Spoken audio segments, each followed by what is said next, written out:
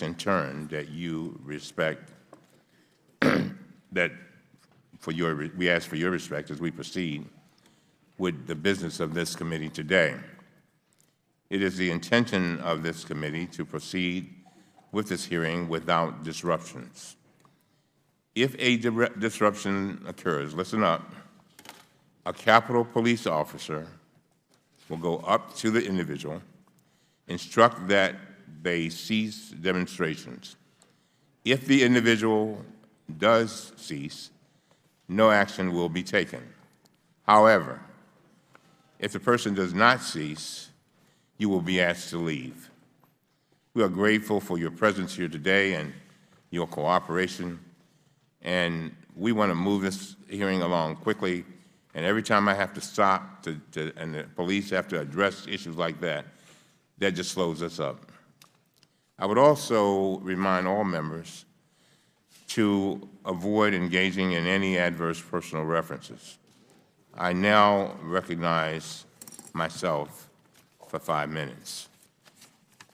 Today, the committee is examining the Trump administration's inhumane policy of separating children from their parents at the border and the dangerous conditions in which they are being held. Last Friday, we issued a staff report summarizing data on children who were separated from their families by the Trump administration. This report was based on information that we forced the Trump administration to produce to the committee pursuant to bipartisan subpoenas after they refused to provide it voluntarily for months. The report found that the administration's child separation policy was more harmful, more traumatic, and more chaotic than previously known. The report also describes specific case studies of 10 children who were separated by the Trump administration, including several who were under the age of 2. We sent our report to the department last week, and we will be asking our witness about these children this morning. Today, we will hear from Acting Secretary of Homeland Security, Kevin McAleenan. He was originally invited to testify at our hearing last week, but he asked for that appearance to be postponed until today. We accommodated his request, and we thank you for being here today. Mr. McAleenan is one of the key architects of the Trump administration's child separation policy. Last April, he sent a memo to Secretary Nielsen explaining how they could, and I quote, direct the separation of parents or legal guardians and minors held in immigration detention, end of quote. He also recommended going forward with this policy, and she agreed. They separated thousands and thousands of children from their parents under this policy until public outrage and a federal court forced them to stop. Mr. McAleenan and other senior administration officials admitted that one of their purposes of separating children from their families was to deter immigrants and asylum seekers. General Kelly said this. Attorney General Sessions said this. And Mr. McAleenan admitted as much in an interview last June when he said, and I quote, the intent, unquote, of the policy to, and I quote, policy to dissuade crossing between ports of entry, end of quote. Tragically, under Mr. McAleenan's leadership, the Trump administration failed to track separated children and their families so they could be reunited. Mr. McAleenan has claimed that the administration, and I quote, kept very careful records when the relationships between parents and children. But that is not accurate. Our committee has now obtained data under subpoena showing a chaotic system in which children and parents were repeatedly moved to multiple facilities, in which parents were repeatedly deported without any idea of where their children were.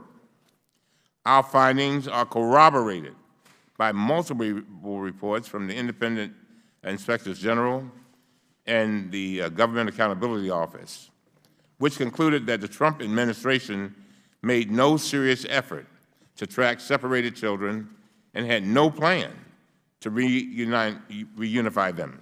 Finally, while Mr. McAleenan has acknowledged overcrowding at the detention centers, he has claimed publicly that the reports of filthy and dangerous conditions are, quote, unsubstantiated, end of quote.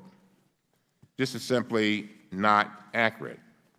Last week, we heard testimony from the IGs that substantiated these reports in a graphic way, and they provided photographic evidence as well. The administration wants to blame Democrats for this crisis, but it is the Trump administration's own policies that are causing these problems. It was the Trump administration that implemented the, quote, zero tolerance policy, end of quote, separated thousands of children and increased the number of people in detention. It was the Trump administration that canceled effective policies from the last administration that reduced unnecessary detentions. It was the Trump administration that shut down the Family Case Management Program, in which social workers help migrant families find attorneys and navigate the court system with a 99% success rate for attending court appearances and check-ins with ICE. It was the Trump administration that ended the Central American Minors Program, which allowed children fleeing Central American countries with a relative in the United States to apply for asylum from their home countries. These were all policy decisions made by the Trump administration. They all increased the number of people being held and unnecessarily detained. And they all contributed to the conditions we are now witnessing.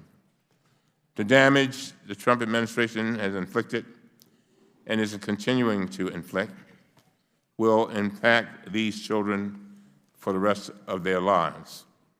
As I've said, when we are dealing with children, it's not the deed, it's the memory. It is the memory that will haunt them until they die. Today's hearing is one more step in our committee's effort to determine the scope of this damage and begin to address it. And with that, I yield to the distinguished ranking member, Mr. Jordan. The President says there's a crisis, asked for $4.5 billion. The Democrats said it's fake, it's contrived, it's manufactured, it's not a real crisis. Then the real crisis gets even worse. What do the Democrats do? They blame the President of the United States, and they blame the hardworking people who work for Mr. McAleenan on the border. When everyone knows what has to be done, everyone knows this. Got to fix the asylum law, got to fix the Flores decision, you got to build a border security wall. And frankly, what would also help is if folks on the left will quit saying some of the crazy things they're saying that I think incentivize more people to come and create this crisis that everyone acknowledged a long, long time ago except Democrats in Congress. I want to welcome our witness today, Secretary McAleenan. Thank him for his service to our nation at DHS, both during the Obama administration and the Trump administration. There's been a lot of talk from Democrats on this committee about the border crisis, and I hope that Secretary McAleenan will offer some facts and real perspective learned from his years of serving our country and helping secure our border. Last week, this committee held a hearing entitled Kids in Cages. The next day, Judiciary Committee Chairman Nadler accused Customs and Border Patrol of committing, quote, negligent homicide. The chairman of the House Judiciary Committee, the storied history of that committee told the people who work for this individual, who work for Secretary McAleenan, quote, negligent homicide. And just yesterday, he said another thing. Said CBP was engaged in torture. This rhetoric is wrong, it's despicable, and does nothing to fix the problem. After months of calling this a fake crisis, Democrats have now changed their tune. Make no mistake, the Democrats have only changed their tune because the facts simply cannot be ignored anymore. In fiscal year 2019, more than 688,000 illegal aliens, including nearly 133,000 in May 2019 alone, were apprehended between ports of entry along the southwest border, an increase of approximately 80,000 just since October of 2018. And while historically most immigrants were single adult males, 72% of all border enforcement actions in the last month were related to unaccompanied alien children and family units. So what do Democrats do when they have to acknowledge a problem that doesn't align with their politics? They look for someone to blame. Who else but the President of the United States and the hardworking men and women who work tirelessly every day trying to secure our border? The comments from Democrats in Congress, I think, only serve to demean the public service of our brave Border Patrol employees and, frankly, and this is important, to spark unnecessary outrage. Think about what we've heard from them. Abolish ICE. Abolish DHS. The entire department. Walls are immoral, the Speaker of the House said, even though there's a wall in her state. Non-citizens should be able to vote. Taxpayers should finance health care for all illegals. Concentration camps. They've called detention facilities concentration camps. Earlier this week, self-proclaimed member of Antifa showed up at an ICE detention center outside of Seattle, set cars on fire, and attempted to burn down the building. In his written manifesto, this Antifa member wrote that he felt it was necessary to take action against these, quote, concentration camps. Not one single so-called cage has been constructed by the Trump administration. Not one. During the presidency of Barack Obama, we didn't see outrage from the Democrats then. We didn't see prominent Democrat members of Congress condemning the, quote, concentration camps and, quote, torture then. Again, President Trump has not built a single cage. The cages you see in the news and on Twitter were constructed by President Obama's administration. In fact, the only thing the Trump administration has used chain link fence for is one temporary facility through which immigrants pass when they initially come and they're getting screened. The detention facilities that the Trump administration built are all air-conditioned, have fresh water, and supplies and folks trained to administer health care and those supplies. You would never know that and listen to the Democrats. After months of the administration highlighting the crisis at the border and making urgent calls for more funding, it wasn't until just before July 4th that House Democrats finally agreed to pass the $4.6 billion emergency border funding bill to provide some resources needed at the border. And despite the size and scope of the crisis, some Democrats still choose not to support this bill, choosing instead to play politics with the border rather than work on the solutions that we all know need to happen. Fabricating stories of cruelty and besmirching the hardworking civil servants protecting the border and providing humanitarian assistance does nothing to help solve the problem. Putting a Band-Aid over the border crisis does not fix the root causes. Democrats are serious. If they're serious about solving the border crisis, they must address, as I said before, the Flores settlement agreement, asylum loopholes, and the other laws and court decisions that incentivize aliens to make the dangerous journey to the United States. Most of all, they must stop obstructing the border security wall. This is one of the greatest challenges of our time, and frankly, it's getting worse by the day. I look forward to hearing from Secretary McAleenan, and as always, we stand ready to work with our Democrat colleagues to address the root causes, the real causes of this crisis at the southern border. Mr. Chairman, I yield back. Thank you very much. Before we move forward, let me say to the committee, I want to first of all thank Mr. Meadows for working hard with us to make this hearing happen in the majority. I really appreciate that very much. And the other thing is that we will go all the way up until the call of the vote, which is going to be at approximately 10:45, and then we will come back. And we will come back as soon after, I think we have 3 votes. as soon after that as we possibly can, but look at your iPhones to see exactly what, I'll let the staff know exactly the time, but I guarantee you it'll be as soon after that as we possibly can make it.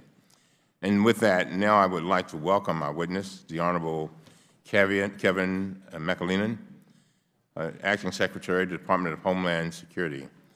If you would please rise and raise your right hand, I will begin to swear you in. Do you swear or affirm that the testimony you are about to give is the truth, the whole truth, and nothing but the truth? So help you God. Let the record show that the witness answered in the affirmative. Thank you. You may be seated. Secretary, the microphones are very sensitive, so please speak directly into them. And without objection, your written statement will be made a part of the record. With that, Mr. Secretary, you are now recognized to give an oral presentation of your testimony. Thank you, Mr. Chairman, Ranking Member Jordan, and members of the committee. Appreciate the opportunity to appear before you today to discuss the border security and humanitarian crisis, our efforts to mitigate it, and the continued support we need from Congress to address the underlying causes. I also intend to provide a much-needed account of the extraordinary humanitarian actions of men and women of the Department of Homeland Security, and especially U.S. Customs and Border Protection and the United States Border Patrol, have taken this year to protect migrants in our custody while securing our border and enforcing our nation's immigration laws. As I have testified and warned publicly dozens of times this year and last, we are facing an unprecedented crisis at the border. U.S. Customs and Border Protection has apprehended or encountered, as we sit here today, over 800,000 migrants crossing our border from Mexico since October 1st, over 90% of whom crossed illegally between ports of entry. Over 450,000 of these apprehensions and encounters were members of family units, and over 80,000 were unaccompanied children. Combined, that means over 300,000 children have entered our custody since October 1st.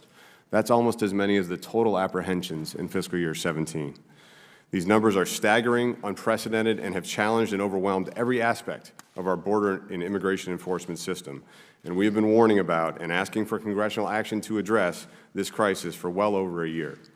I first publicly referred to the southwest border as in a state of crisis a year ago yesterday. Since that time, I and CBP leaders have warned of the border security and humanitarian challenges in more than 100 briefings and meetings on the Hill, more than 15 official congressional hearings, more than 55 congressional delegations to the southwest border, 3 major press conferences, and more than 50 television appearances. On March 27th of this year, I went to El Paso sector and declared that the breaking point in our immigration system had arrived and that CBP was facing unprecedented humanitarian challenges. On June 10th, nearly 40 days after we asked Congress for emergency funding, and the same week that the DHS Inspector General was inspecting border facilities, I was explicit about the seriousness of the situation at the border on CNN, and I went well beyond the Inspector General's statements. I said our facilities are overcrowded. No American should be comfortable with children in a police station for days on end. It is not an appropriate setting for kids. It took another 2.5 weeks for Congress to vote on the emergency supplemental. Despite the scale of the challenge we face and the failure to enact legislation that would have prevented and could still end this crisis, DHS has made significant strides in its efforts to secure the border and to better protect the health and safety of migrants in our custody. Since January 2019, the DHS team has delivered over 6 million meals, conducted 400,000 medical health interviews, and completed more than 80,000 medical assessments for individuals in CBP custody. We've taken more than 21,000 sick or injured migrants to hospitals and conducted medical transportation or stood hospital watch for over 250,000 hours. With support from the U.S. Coast Guard, Public Health Service Commission Corps, and expanded contracts, we now have over 200 medical professionals embedded in border facilities, screening migrants upon arrival and providing critical triage capabilities, a tenfold increase from January 1st. Combined with our 2,300 agents and officers who are trained emergency medical technicians and paramedics, I am confident that no law enforcement agency in the world is providing more critical life-saving care or medical support than U.S. Customs and Border Protection. On the facilities front, with humanitarian funding we requested in the FY19 budget and received finally in the supplemental, CBP professionals have constructed, outfitted, and staffed 4 new facilities to enhance the conditions in which individuals are held while in custody, with 2 more anticipated by the end of July. These facilities are targeted at reducing overcrowding and improving conditions at the border. More recently, 2 critical efforts are starting to make an impact, and we are seeing a progress in reducing border flows and lowering in-custody numbers for the first time this fiscal year.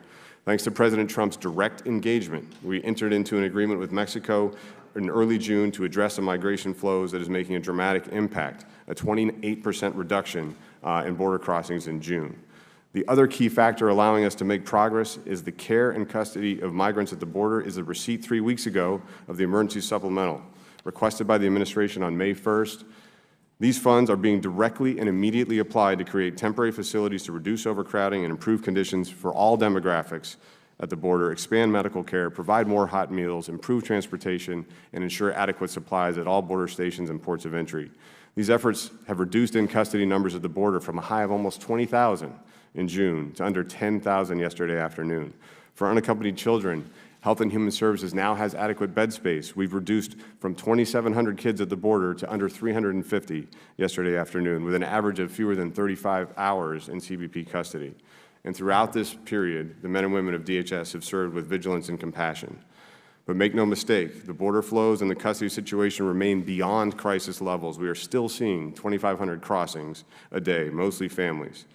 To continue to mitigate this, we're pursuing a multifaceted strategy that addresses the regional flows of migration at their source by expanding our partnership efforts with Central American governments to attack criminal organizations and improve security while fostering economic development and growth. Fundamentally, however, a durable solution to this crisis lies with Congress, with targeted changes to our immigration laws that we need to enhance the integrity of our immigration system and eliminate the gaps in our legal framework that incentivize families and children to take this dangerous journey. I will work with any member willing to discuss the problem and solutions and invite you to see the situation for yourself at the border. If I could indulge 1 more minute, Mr. Chairman. You may, please. Part of the stated purpose for this hearing is for the committee to receive testimony regarding increased immigration prosecutions last year under the so-called zero-tolerance problem and how the prosecution of adults crossing the border in violation of our immigration laws impacted families and children. This initiative resulted in an increase in prosecutions for violations of Section 1325 of the Immigration and Nationality Act from 20% to 50% and included all amenable adults, even those crossing our border unlawfully with children. These prosecutions, as all criminal prosecutions do, resulted in temporary separations of parents and children. This practice lasted 6 weeks, ended 13 months ago, and has been the subject of ongoing litigation, multiple congressional hearings, committee and inspector general reports, and hundreds of media stories. I have personally testified in a number of these hearings and in several media appearances and answered questions about it. I have acknowledged that this initiative, while well-intended, lost the public trust and that President Trump was right to end it. Under current practice governed by both executive and court orders along with operational guidance, separations of parents and guardians and the children they cross with are rare and are undertaken in the best interest and safety of welfare of the child. In closing, I feel compelled to address current public rhetoric surrounding the ongoing border security and humanitarian crisis. The incendiary and overwrought attacks on the men and women securing our border and enforcing the immigration laws in the interior are unwarranted and damaging. The demonization of law enforcement professionals, U.S. Border Patrol agents, CBP and ICE officers from all racial and ethnic backgrounds, from all faiths and callings, who have chosen a career about protecting others must stop. These false and overheated attacks are not helping to resolve the crisis. Indeed, they diminish the public's understanding and cloud its perception of what is happening. We need, Mr. Chairman, to regain our balance. We need to understand what is incentivizing and driving migrants to put themselves in the hands of dangerous smugglers and embark on this perilous journey to our border in order to have a real discussion on how to solve the problem. I hope that this hearing today can be a step in the right direction. Thank you. Thank you very much. Can we, before we go to Mr. Raskin, can we move those signs, please? Thank you. The audience is trying to see. Thank you very much. And all the members, by the way, have what the signs say, so that's the most important thing. Mr. Raskin. Mr. Chairman, thank you very much. Mr. Secretary, the policy of separating children from their parents has shocked the conscience of our nation. So I want to go to the point that you closed with. You testified in the Senate that child separations are now, quote, extraordinarily rare and, quote, for the safety of the child. You told the Senate Judiciary Committee, quote, "We're talking about examples of a parent wanted for murder, a parent who's had a stroke and needs to be taken to the emergency room. But the facts that we've learned on the ground seem contrary to that reassuring picture." Last week, HHS IG official Ann Maxwell told us that her office saw cases in which the Department of Homeland Security separated children based on the parent's criminal history, including, for example, a prior charge of marijuana possession. Mr. Secretary, does a parent's prior charge for marijuana possession justify taking his or her child away? So I want to start with the rare portion of this. Fewer than 1,000 juveniles have been separated from their parents crossing the border this fiscal year. That's with 450,000 crossings of family units. This is carefully governed by policy and by court order that needs to have a criminal background or issue, as you referenced, potential communicable disease or medical emergency, or risk of abuse or neglect from the parent to the child. This is in the interest of the child. It's carefully governed, it's overseen by a supervisor, and those decisions are made. And criminal history, yes, is a factor if there's an extraditable warrant or a prosecution for another offense. Okay, and so do you think that a prior charge of marijuana possession justifies taking children away from the parent? It depends on the totality of the individual case. It's kind of hard if there to were speculate nothing about else, a if there were no other hypothetical. factors. I'd have to look at the kind of case Okay, you referenced. according to recently released HHS information on about 3,000 child separation cases, the large majority of them are labeled as taking place based on a parent's criminal history, which could include prosecutions, charges, or mere allegations of past crimes based on unsubstantiated information shared by foreign governments. So I want to be clear about this. Are separations taking place based on unsubstantiated evidence regarding suspected criminal backgrounds without criminal convictions? So when we have an allegation of a serious crime that we're concerned about, especially if it's from a U.S. jurisdiction, that would be cause to consider separation of that case.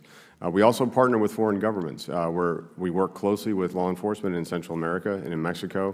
And when we have referrals of criminal activity, a conviction, a indictment, or gang affiliation that's substantiated based on our partnership and our understanding of their mechanisms, their information collection procedures, we do take that into consideration in the safety of the child. Let me take a case kind of like that. According to the Houston Chronicle, there was a 19-year-old Salvadoran woman identified as Maria who'd been abused by adult gang members for years. She was present at a gang fight, was taken into custody by the police, but was never charged with anything.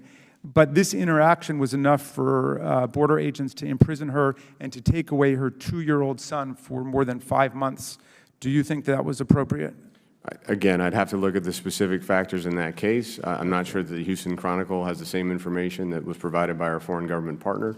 And that's, again, governed carefully by policy with discretion at the supervisory level in the field for making those decisions. Okay, we've seen evidence to suggest that 3 sisters were taken away from their father in November of 2018, allegedly because he was HIV positive. Is that a proper basis upon which to remove children from their parents? Again, you're referencing a number of specific cases that I do not have in front of me. I'm not sure if that was the only factor involved in that decision. But let's assume it was. If they, I mean, just hypothetically speaking, then would you remove for that A simple fact of being HIV positive does not sound like that would meet the standard. There could be other complications medically that would have required a temporary separation. Do you have written civil standards that you use in order to determine whether children should be removed from their parents? We do have a policy and operational guidance consistent with the executive order and court order that's been sent out to the field and has been implemented. Can you make that available to us? Of course. Last week, Jennifer Nagda of the Young Center testified before this committee. Her group is appointed by the Department of HHS to advocate for vulnerable children, including 120 recently separated children. On average, these kids, she testified, were 7 years old, and they were in custody for 115 days before seeing their parents. According to Ms. Nagda, the center found that separation was contrary to the best interests of the child in nearly every single case. Do you commit to this committee today and to Congress to have a policy where children will only be removed from their parents if there is a compelling reason to advance the child's own health and safety? So we also have compelling reasons for criminal prosecutions that are also a relevant interest as understood by the court and expressed by the executive order. But I'd be happy to work with this committee to evaluate our procedures on separation, to hear Ms. Nagda's testimony about her concerns, and to consider ongoing how we can improve what we do. I appreciate that. Thank you, Mr. Chairman. Thank you very much. Mr. Cloud. Thank you, Chairman. Thank you for being here, Secretary. In talking about the situation, the President said there may be some narrow circumstances in which there is a humanitarian or refugee status that a family might be eligible for. If that were the case, it would be better for them to apply in country rather than to make the various dangerous journey all the way up to Texas to make those same claims. Went on to say, but I also emphasized to my friends here that we have to deter a continuing influx of children putting themselves at great risk and families who are putting their children at great risk. And so I emphasize that within a legal framework and a humanitarian framework and proper due process, children who do not have proper claims and families with children who do not have proper claims at some point will be subject to repatriation to their home countries. Going on, I say this is not because we lack compassion, but because in addition to being a nation of immigrants, we are also a nation of laws. And if you have a disorderly and dangerous process of migration, that not only puts the children themselves at risk, but also calls into question the legal immigration process of those who are properly applying and trying to enter our country. Would you agree generally with this assessment? I didn't hear you say who made that assessment, but yes, from what you read, I would agree with that. It was President Obama 5 years ago. He went on to say that there have been a lot of press conferences about this, referring about this, and the time for it, we need action and less talk, is what he said. And you mentioned all the different meetings that you've been in. He also went on to explain how the economic conditions, wanting a better life, did not fit in that narrow definition of asylum in that same press conference. Could you speak briefly to the magnet that is drawing migrants here? Sure, and just one other comment on that. As the chairman raised in his opening statement, the Central American Minors Program ended. That was a program that provided a categorical parole for certain minors in Central America. And this administration has proposed in January, in a letter from the OMB acting director to Congress on the budget deal, and again, working with Chairman Graham and the Senate Judiciary side on his legislation, technical assistance, that would allow for a similar approach, applying for asylum, especially for unaccompanied children, in country, closer to where they are, because we don't want them in the hands of smugglers coming to the border. So on the incentives, Ranking Member Jordan laid it out. The main incentive has been the fact that families all over the region, advertised by smugglers, fully internalized. We saw it on CBS News last night. A woman all the way from Venezuela said she knew if she brought her child, she would be released. Has been the fact that the Flores settlement does not allow us to do what we were able to do under President Obama and Secretary Johnson, which is detain families together through an expeditious, fair immigration proceeding. It took about 40 to 50 days on average. That resulted in a clear immigration decision from a judge, either a repatriation if there wasn't a valid immigration claim, or a determination that family would be allowed to stay. We're not able to do that anymore. That's why we see so many families coming. It's a direct response to that gap in the framework. Right. Now, definitely this is Congress's job to act. It's our responsibility. We're supposed to fix it. So nothing is meant to, what I say is meant to take us away from that responsibility. But we sent you a letter a couple months ago highlighting 8 actions the administration could take. I wanted to touch on a couple of them in the time that I have left. One of them was training agents to do credible fear interviews. We got your response. You said I think by the end of this month, we'll have 60 trained over the last couple months. But that is the limit in that this is a pilot program. Now, the idea of training agents to do credible fear interviews is that we wouldn't have that 2-year process. We could really, solve this right at the beginning, as opposed to, this mass influx that we don't know what to do with these people. We could solve this almost at the point of entry. Why are we not doing more? I mean, there's thousands and thousands of agents at the border who could be trained to do this, and we're limiting this pilot program to 60. So first of all, I agree strongly with the principle that we should be addressing those asylum claims at the border doing a credible fear assessment as soon as possible, and that training immigration officers, Border Patrol agents, ICRO, asylum officers are all technically immigration officers under the statute on those standards could help us increase the capacity and volume. What we're trying to do is balance it against the continuing crisis, the fact that we've got 40 to 60% of our agents doing processing, care, transport, hospital watch for migrants, not out on the line. So we need Only to have like balance. 10 more seconds if I could ask one more Yeah, question real quick. please. Work authorization. Could you explain the process of who all's getting work visas, why they're getting work visas, in the context of how many people that are crossing our border end up actually having a legitimate claim to be here? So in that context, we're seeing is for asylum claims, 10 to 20% actually getting asylum at the end of a court process. Unfortunately, that takes years to happen. So we are seeing employment authorizations being issued by CIS. The acting director is looking again at that policy and seeing if we're applying it appropriately, given the context you offered. Thank you. Mr. Connolly. Thank you, Mr. Chairman, and welcome, Mr. Acting Secretary. Just want to read you a quote. There can be no keener revelation of a society's soul than the way in which it treats children. That was a quote from the late Nelson Mandela. Would you agree with that quote, the sentiments of that quote, Mr. McElhaney? Tremendous respect for the late Nelson Mandela, and that's a powerful quote. Are you a dad? Yes, Congressman. You get children. I do too. I have one. Mr. Secretary, last Friday, the committee released a staff report on the child separation policy. It summarized the data produced by you and other agencies under committee subpoenas, as referenced by the chairman.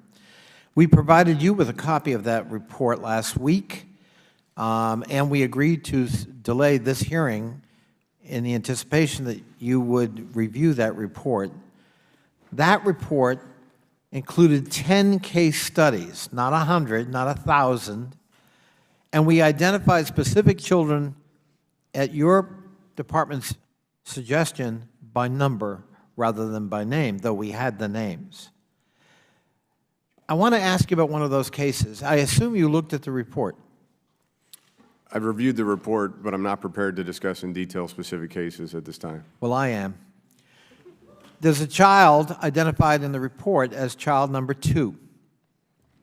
We have additional copies of the report, obviously, if you need to refer to them.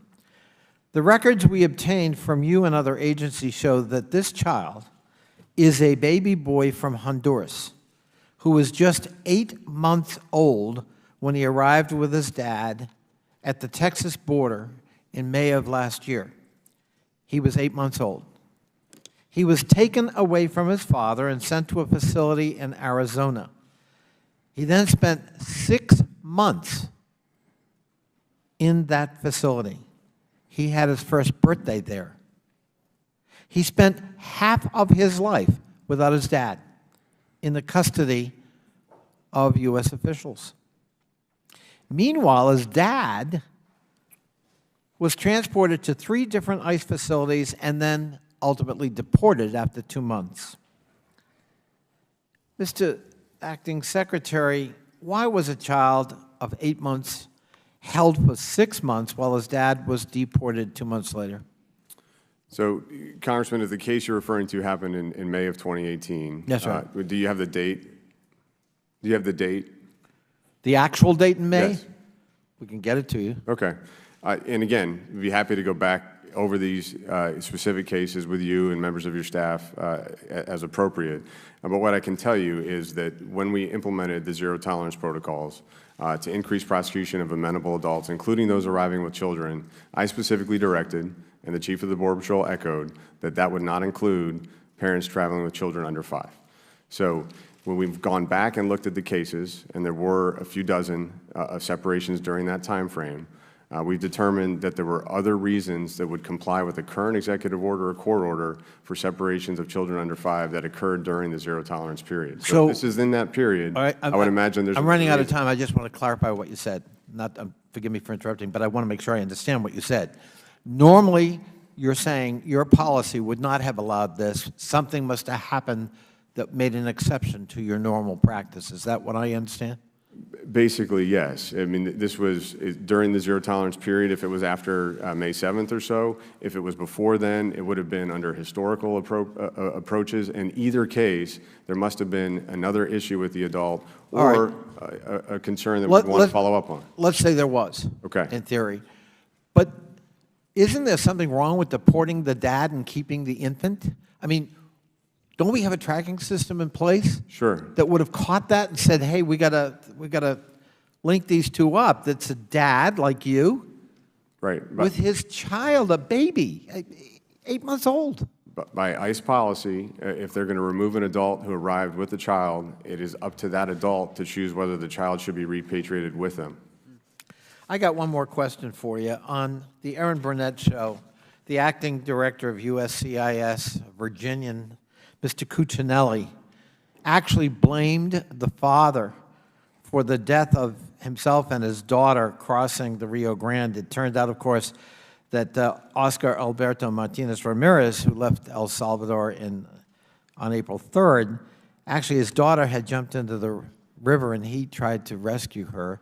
Mr. Cuccinelli said, and I'll end in this, that father didn't want to wait to go into the asylum process, so he decided to cross the river, and therefore it was his fault. Do you share that sentiment? Is that the philosophy of your department? I think what happened to Oscar and Valeria is a tragedy. I think they deserve better. They deserve a legal framework in our country that doesn't incentivize unlawful crossing, and they deserve an opportunity to apply for protections if they warrant them as close to home as possible. And you're a dad, I'm a dad. Just one final point, Mr. Gentleman's Chairman. time has expired. I'm sorry. You would have jumped in the river to help your daughter too, right? You may answer the question. Of course, Congressman. Thank you. Ms. Miller. Thank you, Mr. Chairman and Ranking Member Jordan. And thank you very much for being here today. In April, I took a trip with my colleagues to Guatemala to see firsthand the results of human trafficking and abuse of women that occur in the country. I saw with my own eyes the devastating impacts that human trafficking has on the young girls. And I know that this same trafficking is occurring at the border, our border. We need real solutions to act swiftly to address the root causes of this issue. Mr. McAleenan, I have a lot of questions, so try to keep your answers short enough that I can get to them all.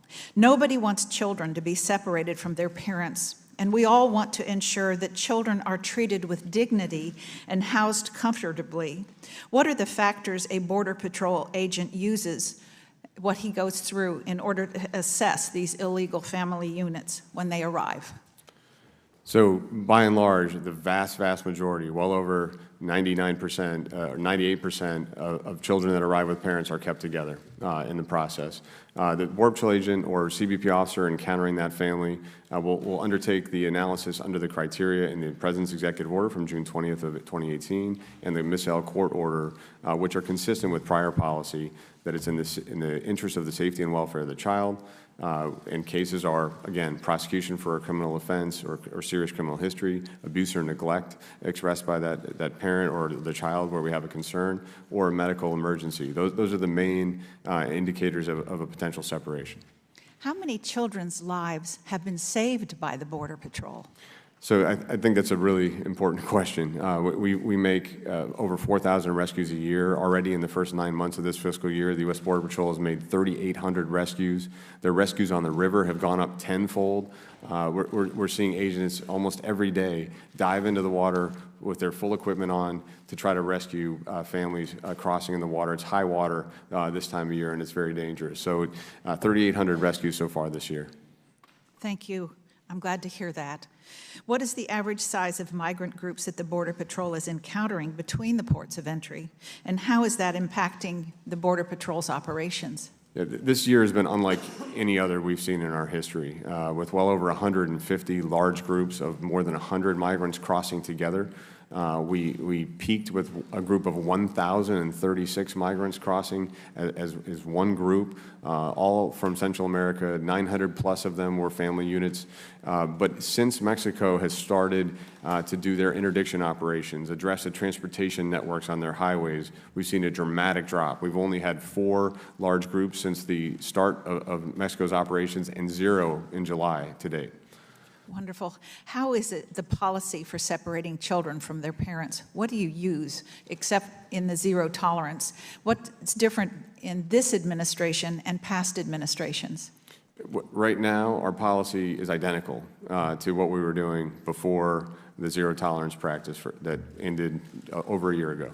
The same? Yes. Okay.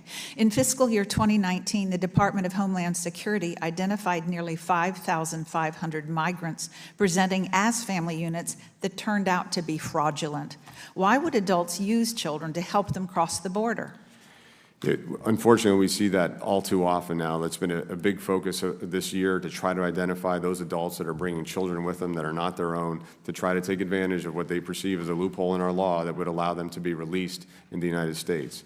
We've had egregious cases, including a 51-year-old man who bought a 6-month-old child for $80 in Guatemala, and admitted that when confronted with a DNA test by a Homeland Security Investigations agent conducting a pilot at one of our border stations.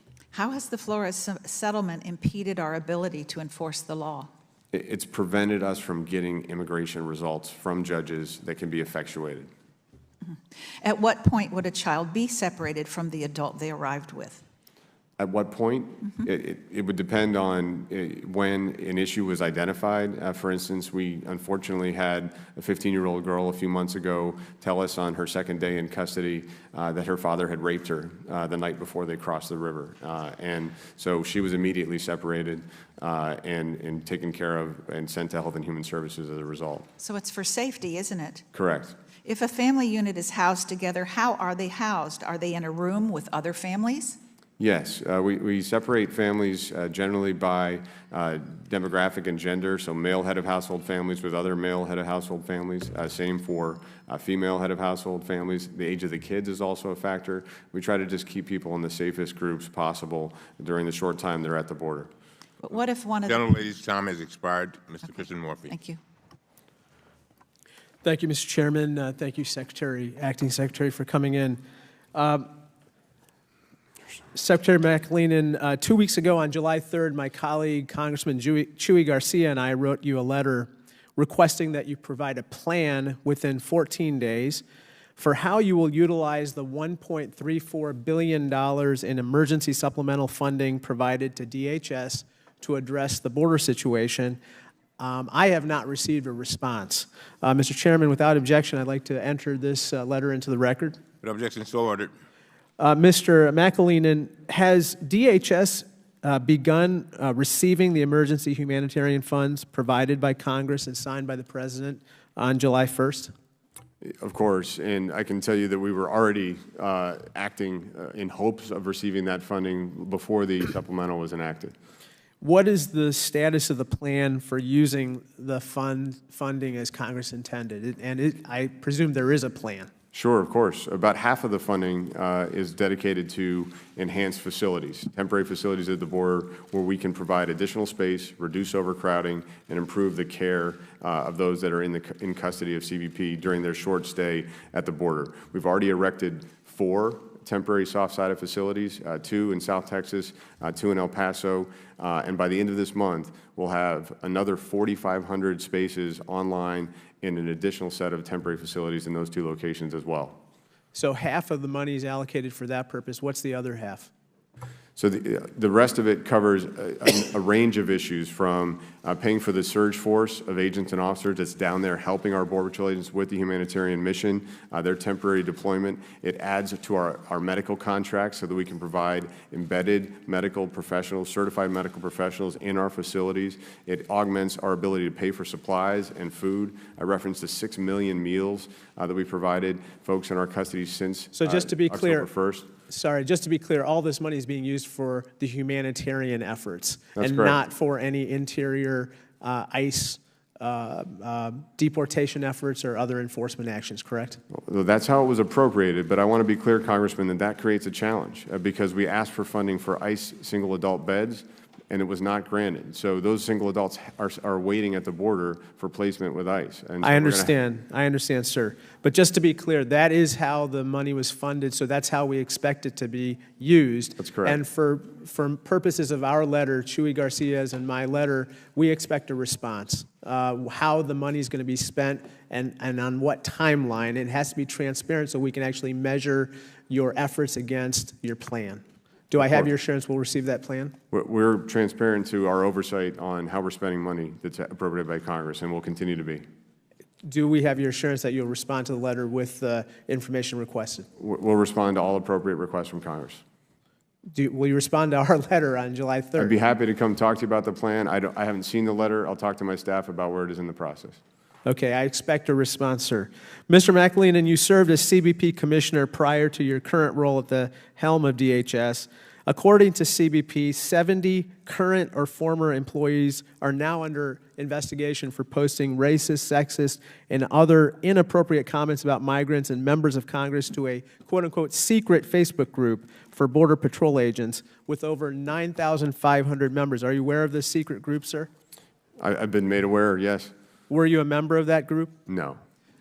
Is Mark Morgan a current or former member of that group? I don't know, but I don't believe so.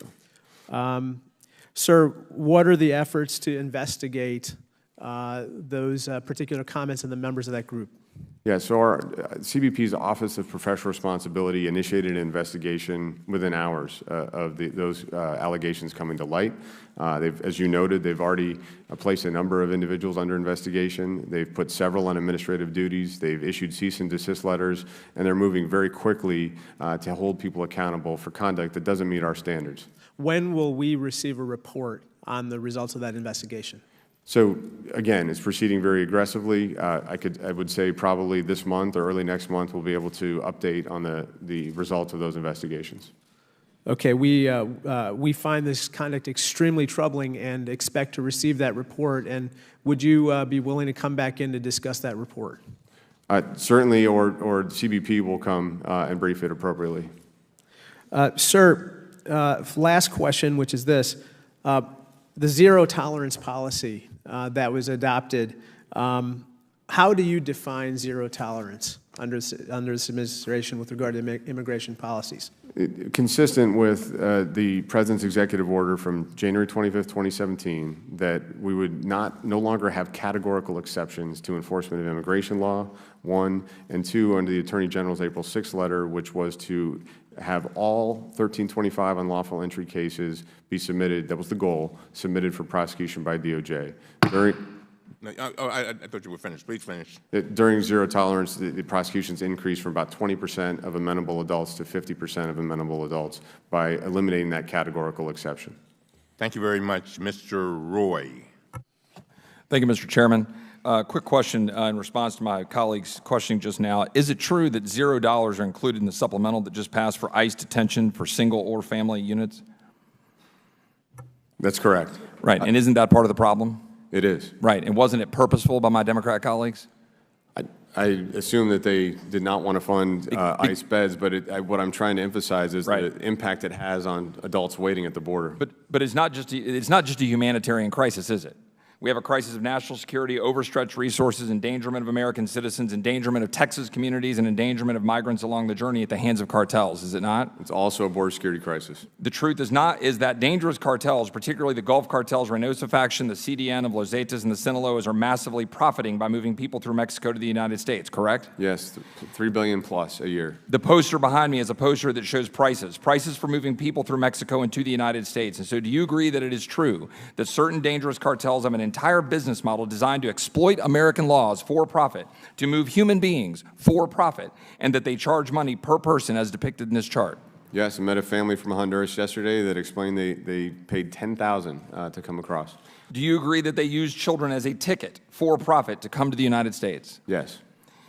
Now let's look at the numbers quickly. How many people have come across the border and sought to be detained themselves, sought detention, or were apprehended? That number from October 1st to present is north of 700,000, correct? It's north of 500,000. The single adults are not, by and large, turning themselves in. Okay. They're trying to evade capture, and embedded in that group, unfortunately, are gang members, criminals, and hardened smugglers.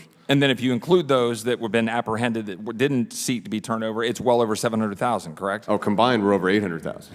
And so then there are then those hundreds of thousands of people who crossed our border in that time who were not apprehended, correct? There are, yes.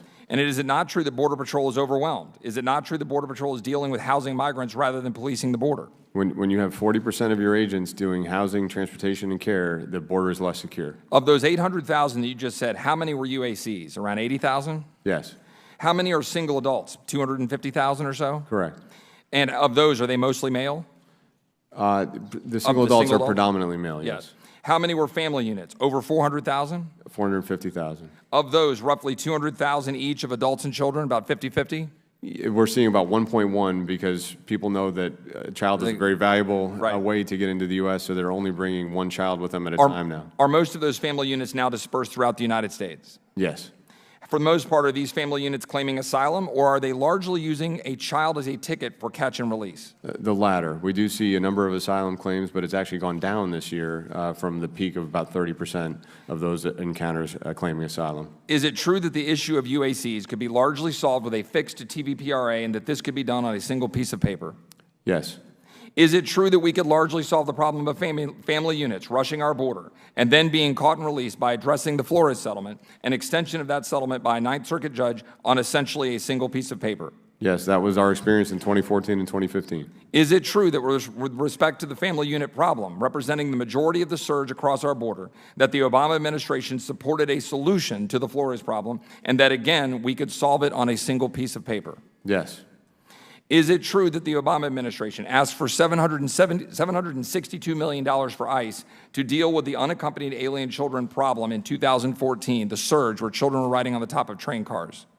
Yeah, we all asked for additional appropriations at DHS to deal with the unaccompanied child surge, yes. And does that amount seem correct, the $762 million? That sounds like it's in the ballpark. That is what I'm told. Is it true that the supplemental just passed only provided $200 million for ICE in response to a much larger crisis today, and that it came with significant restrictions on how it can be used? That's correct. To repeat again, $0, purposely $0 for ICE beds and ICE detention. Is that correct? That's correct. Do you anticipate that the Democrat-led House of Representatives will bring any of these solutions that could be done on one piece of paper to the floor for a vote this week?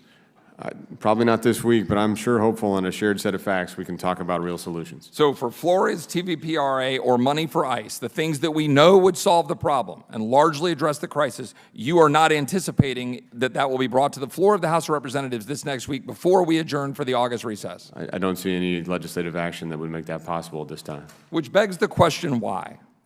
Which begs the question why? And I'll tell you why. It is because my Democrat colleagues don't give a damn about our national security or the migrants coming here, and they prefer to use children as political props. Thank you. No more questions. Thank you very much. As I said a little bit earlier when I opened, I think we need to be careful about the motives of our members, and that goes to both sides. With that, we now will hear from Ms. Spear. Mr. Chairman, thank you. And let me hold up, Ms. Spear. The bells have rung. Ms. Spear will be the last person, and then we will go into recess. And as I said a little bit earlier, we will let you know exactly. We have 3 votes, I understand. And then, is it 3? 3, possibly 4. 3, possibly 4 votes. So I'm just letting you know. Ms. Spear. Thank you, Mr. Chairman. Thank you, Director. I was with 16 other colleagues at the border at McAllen and Brownsville last weekend. It's my 2nd trip to the border. Have you been there, sir? Several dozen times. All right. So this is familiar to you, seeing families, mothers and children, caged with Mylar blankets. Yes. That's familiar to you. And is this familiar to you, too? This is what we saw at the processing center. 40 men in a cell that could probably, under normal circumstances, accommodate maybe 5. This man is putting his fingers up, showing that he has been there for 40 days and 40 nights without a shower and without being able to brush his teeth. and I confirmed that with the Border Patrol officers there.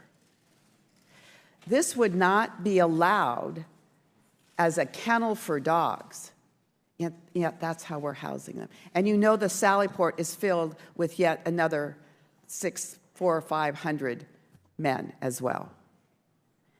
It's unacceptable, and it has to change. We don't treat human beings like that. Now, I'm going to ask you to Can I respond to those comments? You can after I ask you this question. I want to ask you about a case study that is in our report that you've had the benefit of looking at. You've had it since last Friday. It's child number 3. He was 19 months old when he arrived from Honduras at the southern border in Texas with his father in April of 2018. He was taken from his father and transported to foster care in New York before being released to a sponsor 6 months later. During the time, the toddler's father was sent to ICE detention facilities in Texas, New Jersey, and New York before being released. Why was this 19-month-old baby taken from his father? So first on the conditions. There's no one in this room that is warned more often or more stridently about the overcrowding and the conditions in our facilities than I have. So I'm very concerned about them. I've been asking Congress for help. We did not get the money for single adult beds that would allow us to move those adults out of our custody from Congress. So I just want to make that point very clear. Secondly, on this case, as I said to Congressman Connolly, I'd be happy to follow up on specific cases. I don't have the details on this case today. But what I explained as well here's the problem. You've had this report since last Friday. You should have come prepared to answer these particular cases. So I'm wondering why you weren't able to do so. So I've reviewed this report, and I've explained to Congressman Connolly our policy. I directed, and the Chief of the Border Patrol implemented, when during the period of zero tolerance, that we would not separate, we would not prosecute an adult that would result in a separation from their child if the child was under 5 years old. Okay, so if that happened, it was likely due to another issue in that adult's history or in the situation with that child that resulted in the separation. So I want to be clear on that. We don't know then if the toddler was ever reunited with the father. We do. I mean, the MIS-L, we have lots of different ways to confirm this. And the MIS-L court is reporting biweekly the results of their own class and the reunifications of that class. We also have the ability in our system to see which adults cross with which child and respond to that. So we can do a very specific response on this particular case. Okay, so you will provide us with a specific response to the questions that we provide to you. Yes. Let me ask you this. One of the children that we met was an 8-year-old. His mother was dead. His father was elderly. He was brought here by his 25-year-old sister and was separated at the border. There was another young 16-year-old with an infant that has a mother in New York, but is going to not be reunited with her sponsor for as much as 60 days. Some of these cases are being handled in a way that doesn't recognize if you're a family unit, the family unit should be retained. And I want you to look at ways of improving the system. A 25-year-old sister and an 8-year-old child is a family unit, and they should not have been separated. This child now is homeless, parentless, and has lost his sibling. We can't treat people like this. May I respond? Yes. So we've offered both to the Senate and House Judiciary Committees in their consideration of legislation to a modification to the Trafficking Victims Protection Reauthorization Act that requires by law that a child arriving without a parent or guardian be considered unaccompanied, and the only option that we have at the border in that case is to transfer that child to Health and Human Services, where they make the decision on the best placement with a sponsor. We would like and be willing to discuss the opportunity to have more flexibility to adjust to the kind of cases you just referenced. All right. I want to work with you on that. The committee stands in recess into the members. We will reconvene a half an hour after the last vote begins, okay, on the floor. We stand